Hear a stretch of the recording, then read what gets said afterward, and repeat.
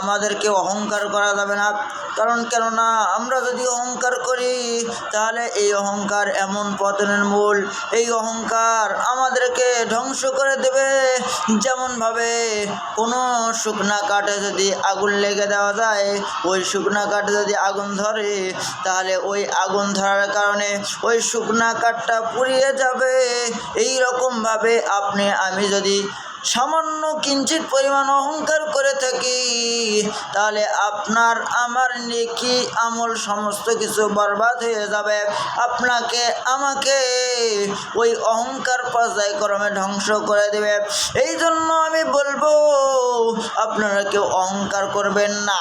কারণ কেননা নবী করিম সাল্লাল্লাহু আলাইহি ওয়াসাল্লাম যখন দিন প্রচারের কাজে তিনি যখন ব্যস্ত থাকলেন, তিনি যখন মদিনায় চলে গেলেন, যাওয়ার পরে সর্বপ্রথম যে যুদ্ধটা হইলেন, যে জিহাদটা হইলেন, তার নাম হলো বদরের ময়দান।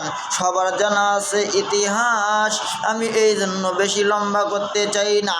কারণ তখন কেননা তখন তারা শুধুমাত্র কেবলমাত্র 313 জন মুজাহিদ তারা গেল, আর অপর দিক দিয়া কাফেরদের 1000 সৈন্যবাহিনী তারা সুসজ্জিত করিয়া তাদের অনেক তরবারি, অনেক ঘোড়া, অনেক কিছু তারা নিয়ে তারা সাজিয়ে গুজিয়ে যখন জিহাদের ময়দানে আসলেন, বদরের ময়দানে আসলেন, আসার পরে তারা দেখতেছে এরা শুধুমাত্র 313 জন আর আমরা 1000 বাহিনী। তবু এদের কাছে কোনো ভালো তরবারি নাই এবং এদের কাছে কোনো তরবারি তো দূরের কথা, এদের কাছে ভালো মতো কোনো পোশাকও নাই। এবার যখন তারা এইভাবে অহংকার করতে থাকলো, তারা বলে আমরা এদেরকে দুনিয়া থেকে বিদায় করে দেব, আর আজকে এমনভাবে বিদায় করে দেব যাতে কিয়ামত পর্যন্ত আর এই ইসলামের কথা কেউ বলতে না পারে। যখন এই কথা বলার পরে তারা অহংকার করার পরে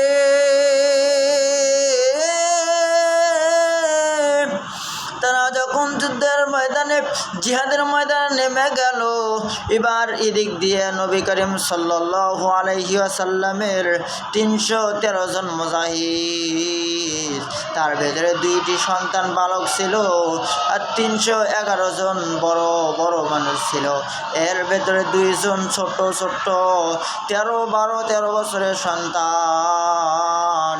এবার তারা কি করলো, তারা এবার আল্লাহর উপরে তাওয়াক্কুল করিয়া তারা যখন নেমে গেল, তারা যখন আল্লাহর উপর ভরসা করিয়া জিহাদের ময়দানে নেমে গেল,